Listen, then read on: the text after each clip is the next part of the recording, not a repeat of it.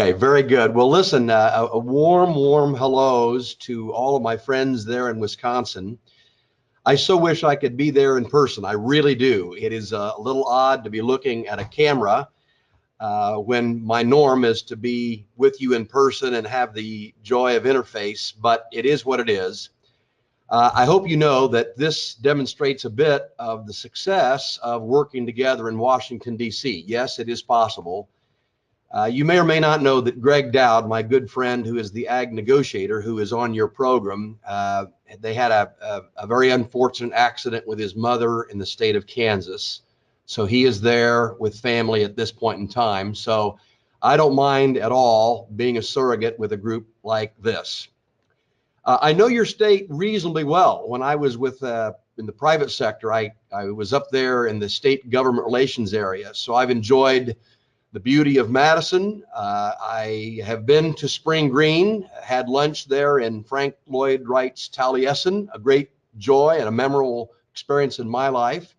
Biggest fish I ever caught was in Green Bay. And yes, I have photos of it, and it's true. And then Milwaukee, what can I say? And then clearly all the farms of Wisconsin. So I love your state, even though I come and hail from Indiana. And what can I say about my good friend, former Secretary Ben Bransel? And I want to congratulate, I don't know if it's Secretary or Secretary Designee, Paff, and Deputy Secretary Romansky. I look forward to seeing you at the NASDA meeting. I presume you'll be here in February. So congratulations to you all, and just know how much agriculture is in my blood. I want you to know that I know how to take orders. The family farms back in Indiana are led by my twin brother. So if you're wondering whether I'm insulated in the swamp here, the answer is no. I get it very unvarnished and candid from my brother. And two of my state FFA officer teammates are dairymen in Indiana. So I also stay current on dairy as much as one can. So just a warm thank you. I'll tell you what I'd like to do.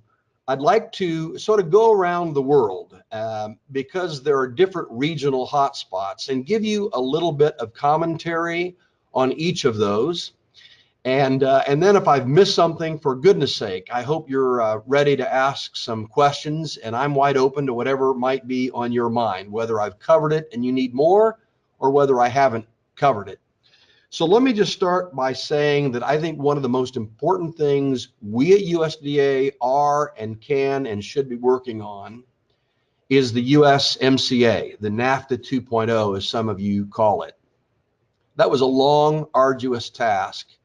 And I want to compliment my friends. I wish Greg were there to take credit for this, because USTR really delivered for ag generally, but the dairy industry particular. And those of you on those northern tier of states, I think offer some additional wins.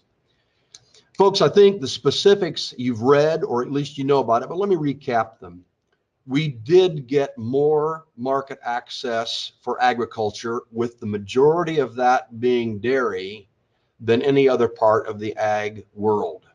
And that was hard fought. It's difficult to take our free enterprise system and free markets and work particularly against Canada, who has the protected market, or the managed supply program, as I think they call it.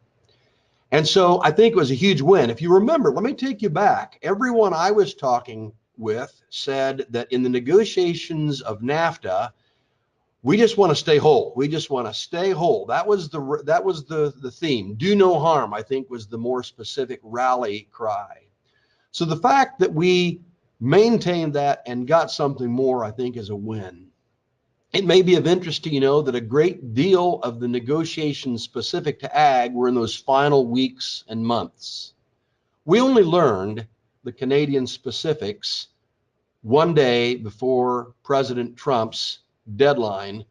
So that's what led to some of the extensions. And of the extensions, a great deal of that time was, yes, fighting for market access, but it was really to try to, I'll use the word contain. Sometimes people cynically, maybe with a little humor, have said we had to build a wall around our friends in Canada because Class 7, and in some cases Class 6, though in a managed milk supply system, we were seeing the dry milk powder dumping on world markets, and the same with some other forms of dairy product. Not fair, not fair. And so we did our part at USDA, certainly USTR and Ambassador Lighthizer, Ambassador Dowd did their part. But I hope we can look at USMCA up to this point as a successful venture. Now, the end, it's not done. We now have to get congressional approval. And I have little doubt that most of you have a relationship with your member of Congress, whether it's the 2 senators or the members of the House. But it's going to take a full heavy lift. You must not rely on Secretary Designee Paff or others through NASDA, or you can't rely on NMPF or International Dairy Federation or others. It's going to take all of us to make sure that your views are known on the value of USMCA and its passage. So I'll just say USMCA, I'm checking the box with a pencil right now. Until we get it through Congress, only then can I use an ink pen or some other form. But I think what we've got so far is pretty doggone good, and we're thrilled with what we got and the wall or the containment that I think was able to be placed around Canada, so that it's truly a managed system and not one that they can take the best of the dairy industry and then dump on the world markets that which is of less value. So it's USMCA. Now, right on its heels, I do not want to dismiss the importance of China. So right on the heels of USMCA, which I think is near at hand, at least a few months away, is China. Let me speak to China. Folks, I don't know how familiar you are with what's been going on, but if you have been curious about whether there's truth or not in these allegations of forced technology transfer by many of our companies across many of our business sectors, including ag, it's true. There has been forced technology transfer. There's also been outright theft. I know this firsthand from the 2 companies I worked with. I saw it firsthand with those companies. I can give you those details another day. So it's not just sell more. We, of course, want that. But it's quit stealing our stuff, quit forcing tech transfer, and we have to get some structural changes so that there can't be that easy denial of your cheese or your dry milk powder or whatever dairy product it is that might be going to China or used to go there. This is what we've got to fix. And so we're in the middle of this debate. I think you probably read that several of us, I was among them, went to Beijing at the very first part of January. We're thrilled that Vice Premier Liu He and his team of about 30 are coming to Washington here next week. The 30th and the 31st is when we'll sit down again. And so I see that as positive. You and I both know that when you are in a dispute, whether it's a spouse or a child or a neighbor or whomever it might be, when you're having discussions, you're breaking down barriers and at some level building or restoring trust. So we're hopeful, but it is not going to be easy. Do not presume that this will be easy.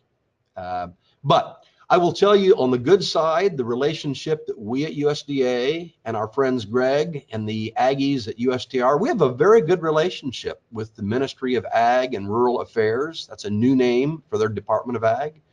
Vice Minister Han Jun is a stand-up guy. I think he's working to see what they can do. So given the tenseness of the situation, I wouldn't have it any different that the relationship from an ag standpoint is good.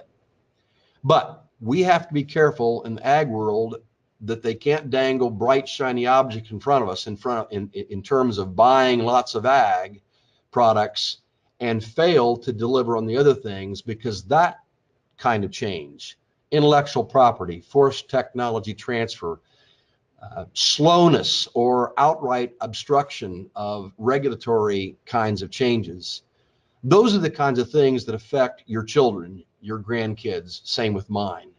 That's what the U.S. is driving for. So it's a pretty unified government. We're positive, we're optimistic, we hope things can change, but we'll have to see through the meetings on the 30th and the 31st.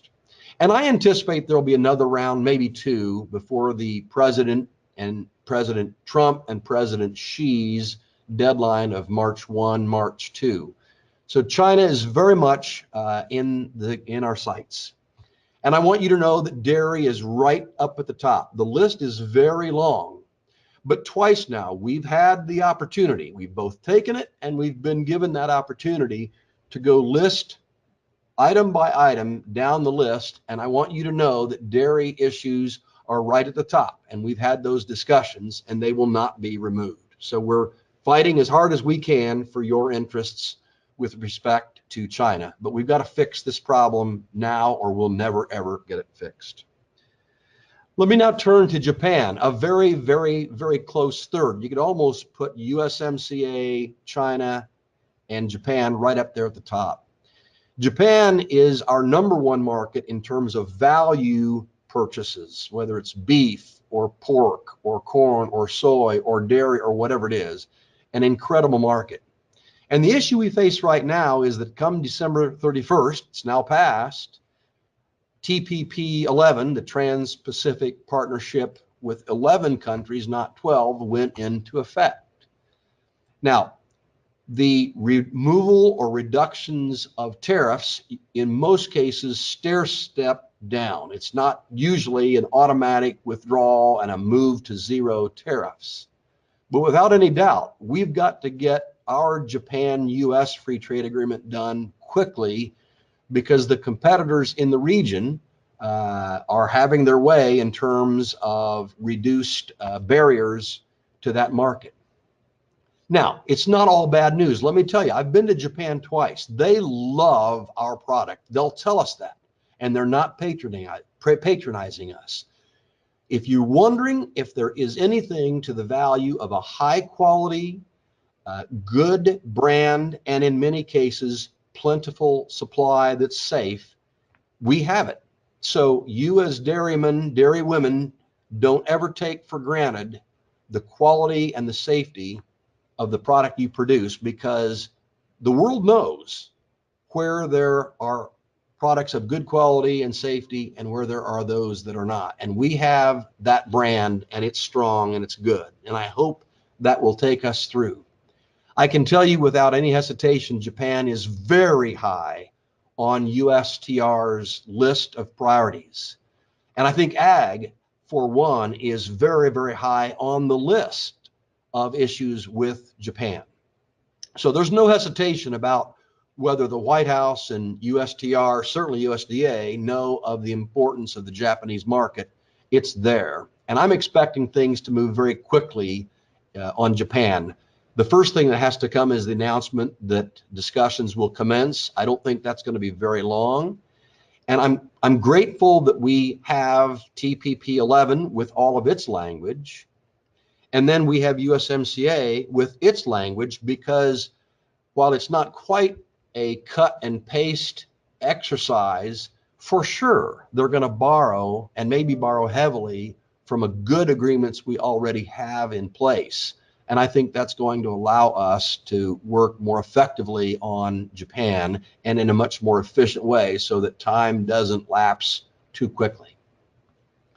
By the way, I just had a thought about USMCA that I did not say. Most folks were looking at USMCA in terms of our access, and we've talked about that. Most people do not know that two of the greatest successes out of the USMCA discussions, and I'm really speaking of Canada, Mexico, and US. It's not just a Canada-US issue here, and that is the brand new chapter on biotechnology. Now, I'm guessing some of you raise a few crops for silage and other products for your dairy. This is the first time in the history of the world we have a formal trade negotiation where we have a biotech chapter. And a part of that allows for the enhancement and the bringing on of new technologies like gene editing, which I think hold enormous promise for all of ag, including those of you in the dairy industry, certainly crops, human health, and all of your animals. So that chapter is brand new, and equally as important, maybe more so, is that they rewrote the sanitary, phytosanitary chapter, which was in great need of a makeover.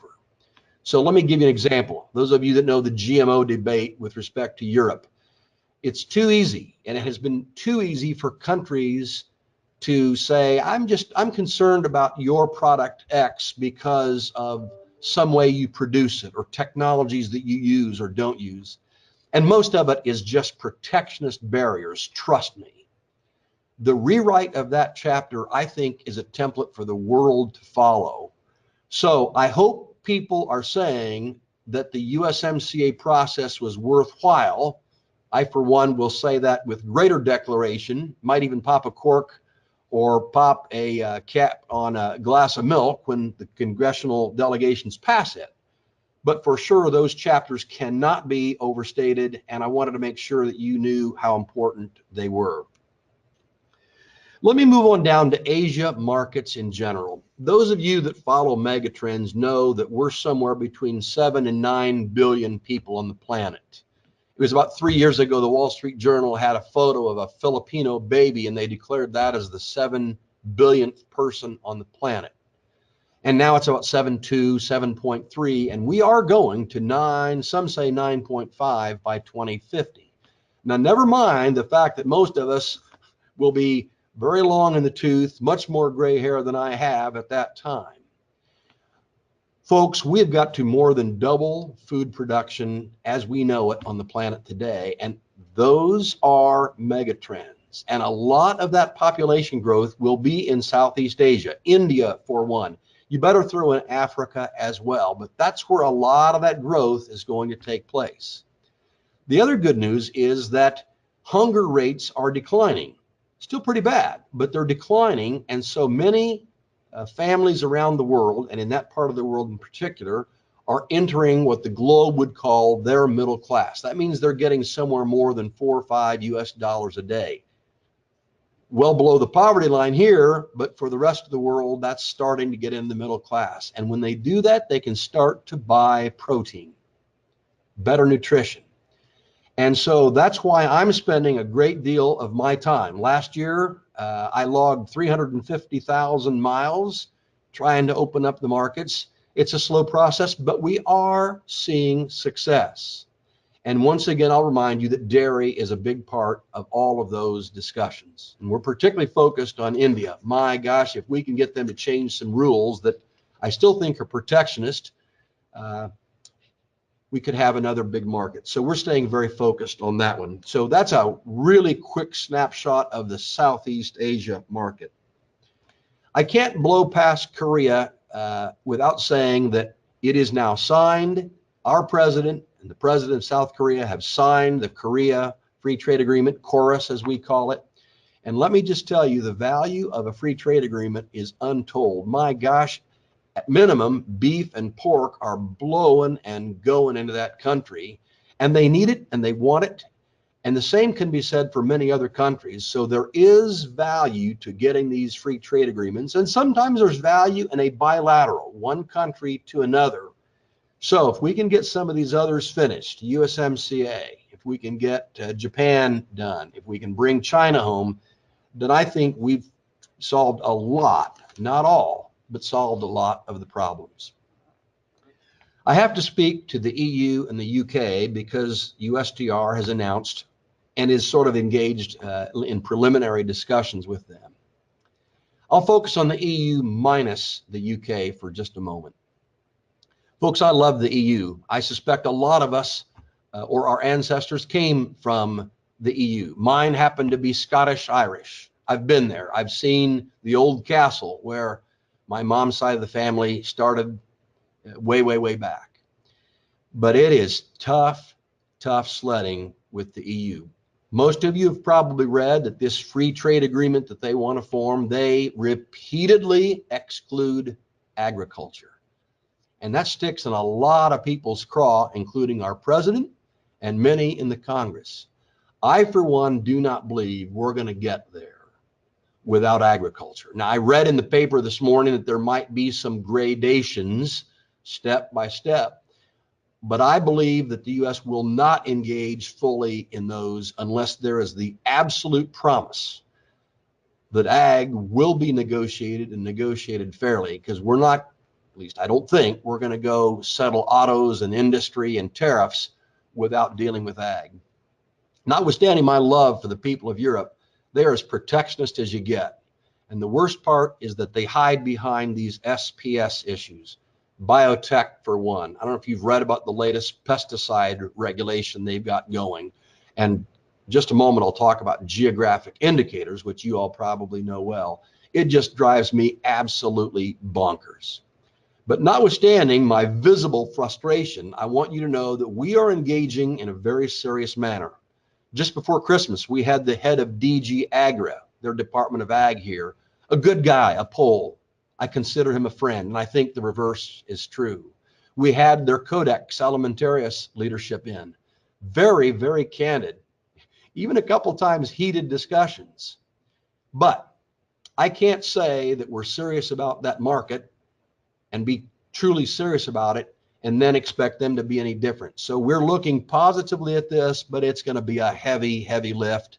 And I would say Europe is a distinct fourth or fifth on our priority list, even though you're seeing and reading things about it. Let me talk about the UK. I love our friends there. I'm a World War II buff, so clearly I've read a lot about the goings on in England and the UK in the run-up to that war, among others. Brexit is just beating themselves. They're beating themselves to death, and my heart goes out to them. And frankly, we're not going to know very much with clarity about how we can proceed with the UK until Brexit is settled. If it is a hard Brexit, meaning they leave without ties to the European Customs Union, and there's a lot of problems that would come with what they call a hard Brexit, that would represent the most opportunity for other countries of the world, including the US. Because right now the UK is caught up in all the difficulties and the nastiness of the regulations du jour that has just got a stranglehold around Europe. And that's in part what led to Brexit, is get us out from under some of these regs. So the real pure Brexiteers want relief from all those arduous, difficult regulations, not just in ag, but in other areas. But on the other hand, they have a very clear tie to the European Union. I respect that. 80% of their trade is cross-channel to the EU, not to mention other logistical issues. So I'm not here to prognosticate or forecast where it is, but if they stay very, very tied to the EU, intimately tied, it's going to be tough making a deal with the US or any other part of the world. And this is the debate they're having internally. So my heart goes out to my friends in the UK, and I have many of them. So we'll have to see. Let me touch on geographic indicators.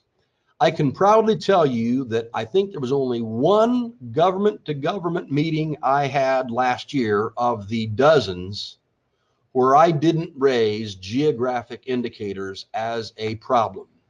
For those that don't know, geographic indicators are an attempt largely by the European Union to claw back and disallow the use of brand name cheeses, milk in some cases too, because they originated from Europe. Well, now quickly, let me say, I'm not a zealot about this. I want to protect some of our brands that you probably have created in Wisconsin as well. The best example I've heard is Idaho potatoes. We wouldn't want Italy to start declaring baked potatoes that they produce there as Idaho baked potatoes. So there is value in protecting one's brands. That's okay. It's when you go back and start reaching back and saying they want to brand feta or Roquefort or other types of cheeses that frankly your ancestors than mine brought here decades, even millennia ago. That's not fair. And that particularly is a sore subject when it was the US that took those brands further into Mexico, in some cases parts of Canada, and they're trying to claw back brands that they exported decades or even more than 100 years ago. So we are fighting that battle very, very hard. And there is no doubt that our friends in Europe know where we in the US generally, and I particularly, and USDA stand on that. And we're going to continue to fight for that because we are for protection of a brand. But there are limits to that. Don't go claw back a brand that was exported here because you ran people out of Europe, 100 years ago or so. So just know that geographic indicators has not been lost on me, Greg Dowd, or anybody else. I'm going to touch on the Farm Bill. To be very honest, I know the Farm Bill well, particularly in my former life, but I've been focused on trade, so I cannot say I'm an expert. But I will say that the DMC, the dairy margin coverage, I think it's the next gen of your margin protection program, made it in the Farm Bill. And I'm glad that it was one of the best bipartisan efforts where the Democrats and Republicans came together to form that. And I particularly am very, very pleased with that. My colleague, Undersecretary Bill Northey and his team, they happen to be right across the hall from my offices. I saw him this morning. He said, Ted, we're hard at work. And as soon as we can get the documents written, they're going to roll that out. I think it's still some ways away, but they're not stopping on that just because of shutdown. They know and understand the importance of that particular program, not to mention the Farm Bill as a whole. And while I'm talking about all that, I don't know if you've read or not, but we're finding a way. Last week, our colleagues at the Farm Service Agency found a way to open a number of the FSA offices, I think for 3 days. And here very soon, they're going to be opened, I think, 4 days a week, at least 4 days a week, maybe a little bit more, so that you all can get on with most of the business you need to conduct with our friends at FSA. At the same time, we're not sitting idle, even though none of us, self included, are not getting paid. For example, I think soon we'll be able to announce that the Ag Trade Promotion Program, you remember the mitigation program of $12 billion, where there were 3 parts: direct payments for those of you that had product that's a commodity that you just can't push through a food bank. The second piece was the program where we took perishable and non-perishable products and we're pushing those through food banks. And the first time ever, we've had fluid milk going into that program. Very proud of that. The third one is my program that you haven't heard much about, and that was $200 million that goes to what we call the Ag Trade Promotion. Those are the monies that we're going to announce soon, going to all kinds of commodity groups, what we call partners and cooperators in the U.S. for their use to develop new markets. And I can assure you the dairy industry got certainly its fair share, maybe even a little bit more than fair share, to go work on markets. When we introduced that, we said 3 things we want you to deliver in your proposals. 1, be creative. Be creative. You can offer a lot of creativity in the first cousin, which is the market access program, but this allows even more creativity, and we saw that come through in the proposals. The second thing we said, maybe even perhaps the most important, is go after markets that you may know but not very well. This is surge capacity funding to get after those new markets. So that's very important, and we saw that. And we also said we respect that some of this $200 million might need to go toward countries where we need to reestablish good relations. And I think Canada and Mexico might be very good examples. And we saw several groups add those back in. And we're about to announce the allocation of those $200 million and the organizations that received that. So I'm very, very excited about that.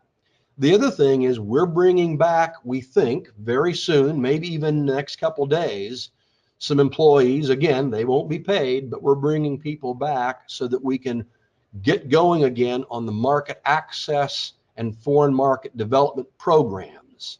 What this will allow is our people to be going to those great, big, valuable trade shows where there's not just promoting, they're buying and selling. And we want all of your representatives, the Dairy Export Council is probably the primary one, to get their people there so that we can continue to do business.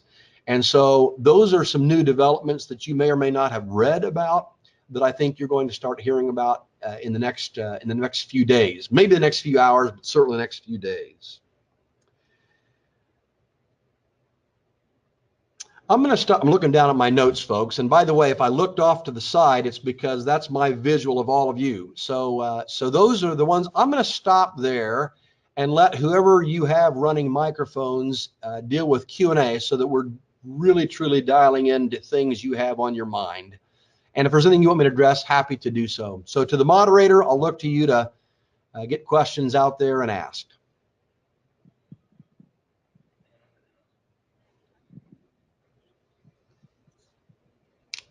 All right, well, I can kick questions off. First of all, thank you, Undersecretary McKinney, for being here. We really appreciate it. So I'll kick off the first question for everybody in the room. Okay. You talk about the importance of USMCA and our neighbors to the north, our neighbors to the south. However, we still have steel and aluminum tariffs in place with those partners. Is there a goal we're trying to reach in order for us to drop those tariffs so we can potentially have a free trade deal with those two countries? Very good question, and I'm sorry. I note down here that I had intended to cover that, so thank you for asking it. Oh my gosh, we at USDA, even USTR, want to get rid of these 232 tariffs, particularly for Mexico and Canada. And I think that's going to happen. Many of us are wondering why it's taking so long, but for those two countries in particular, I do believe it's going to happen. Can't happen fast enough for us. And I think the White House and everybody else has now received personal discussions, messages from members of the Congress, both branches, and certainly some letters to the various agencies, including ours, that says, look, USMCA is good, maybe even great, but it's not of value unless we can get these tariffs off.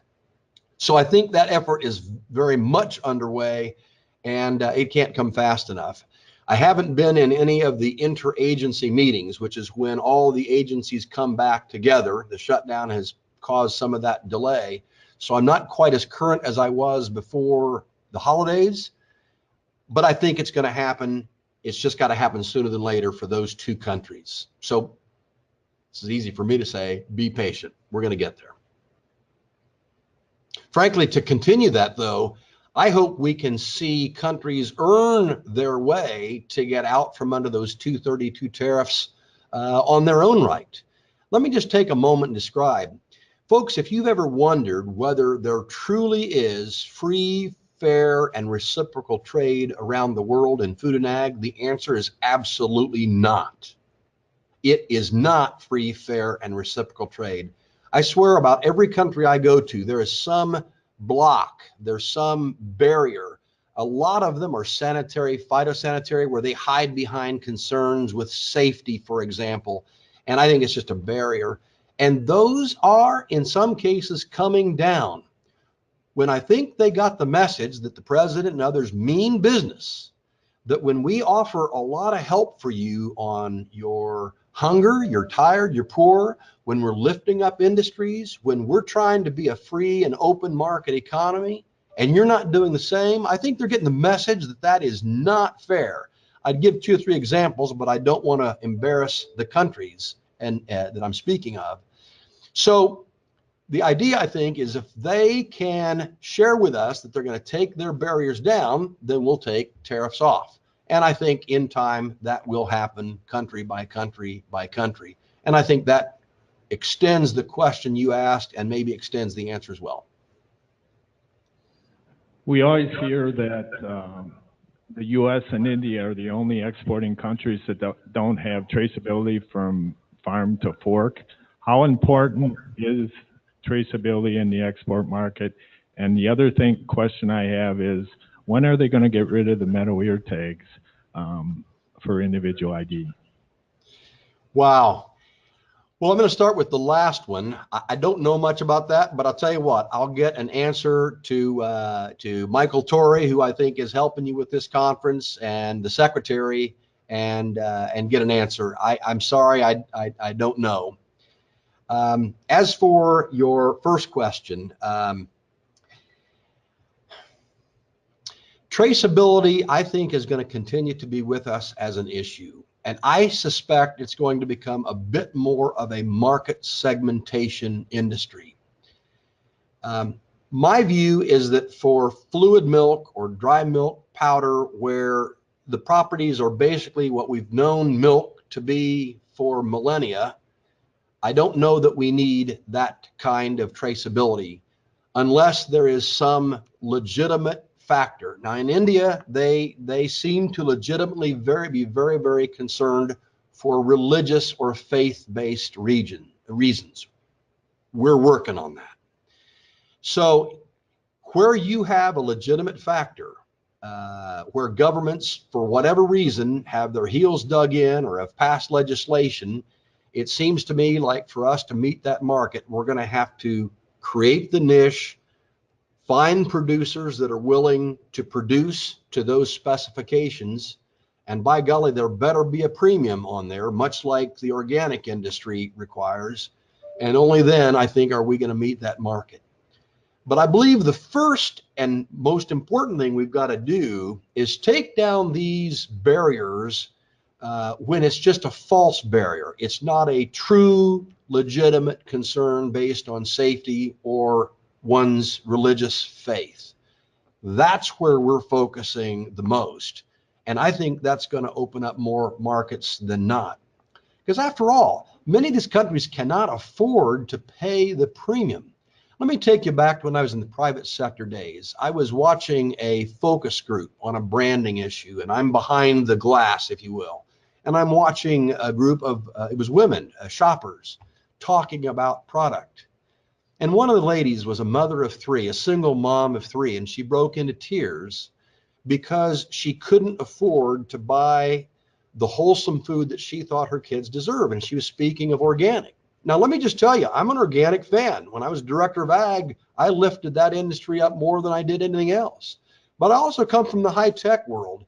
And I think it's a crying shame when, for whatever reason, however they got there, that a consumer, in this case, a mother, felt that because she couldn't provide her family the most expensive type of produced commodity, there's something wrong there, and we need to work on that. So I am all for niche marketing, particularly if people can afford to pay that. I'll be their biggest fan, but they better not denigrate the other type of production agriculture to lift up their own. That's the first thing. And the second thing is they better be thinking about the humanitarian aspect of that. Kids in India still need a lot of our product, and God love them. The friends in India are still very protectionist. And I don't know if that issue is the one you're referencing, but it's one that we're trying to address very legitimately and diplomatically with them. Bottom line, I want to see commodity markets continue to grow. I also respect that in some cases we're going to see niche markets that are brand oriented, and it's going to be more costly to the consumer. Hope that answers your question. If it didn't, follow up, would you? Is there anyone else who has a question for Undersecretary Ted McKinney? Okay, we have another question for you.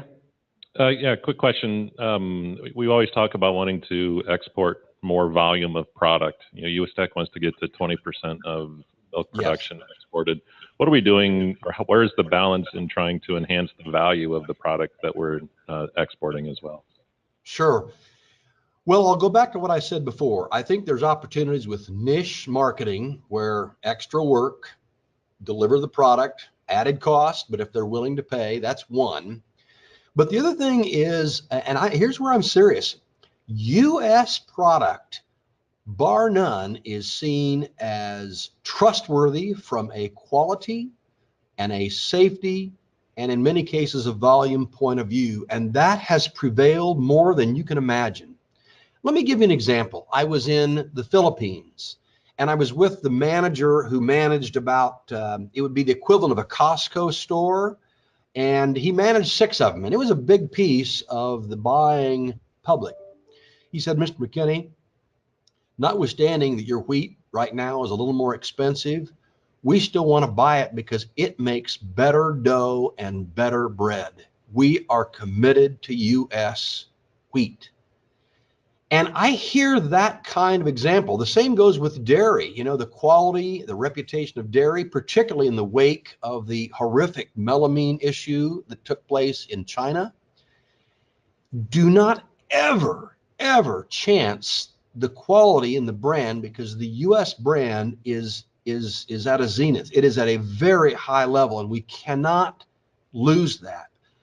If we can continue to promote that, and at the same time break down these barriers that are coming down slowly and in a very difficult manner, I think we can accommodate, particularly for your goal. I think US DEC has that goal of 20% more exports of your product. Those of you in the room, I think we can get there. So it's a two-pronged strategy, but it's not one or the other in my point of view. Do we have any other questions in the room? Looks like we have one more right over there. Okay. We have one more question for you. We live? Can you tell me what was the TPP agreement was unpalatable, and I just heard it was a bad deal, and I don't have any of the facts or don't understand any of the facts. And is there any hope of resurrecting that deal? Very short answer on resurrecting TPP, as in us joining TPP. I think the answer is no. The president himself teased us with that a couple of times, where he said, get back in, and then walked that back. I think when USTR announced the intent to do a bilateral with Japan, the likelihood of us rejoining TPP 11 went away. But right on its heels is when the announcement came, and we're now ready to proceed to the next steps with a bilateral with Japan, which is the most significant of those markets. We have some good relations with those other countries, and so I think those can come.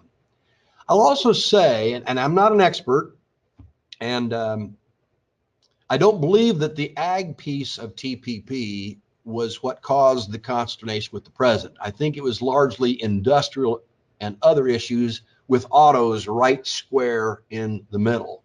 I think that is what really led to his anxiety and his decision to pull out. So that doesn't mean we just go back, renegotiate the same deal on ag that we had, because our rice growers would like a little bit more access. And the same goes for dairy. Dairy and rice, I think, are the two that need and want a little bit more access to Japan. So I don't think we want to just simply say, we'll take same as. We need to negotiate for the best deal that they gave Europe, the best deal they've given to TPP 11.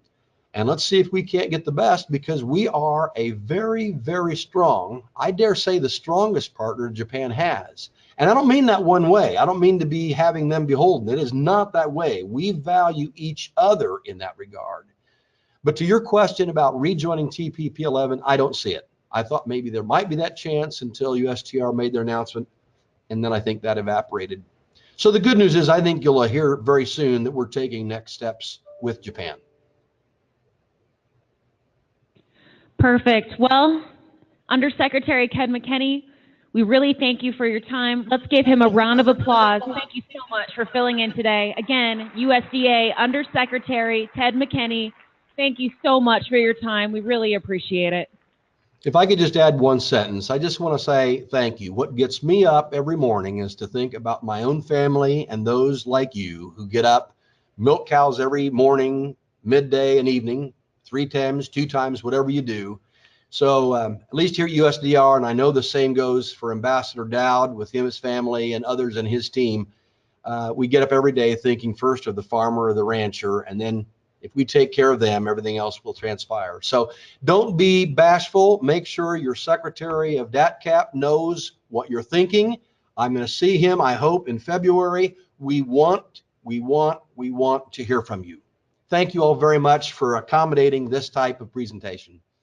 Let's give him a round of applause again. Thank you again, USDA Undersecretary Ted McKinney. Thank you so much.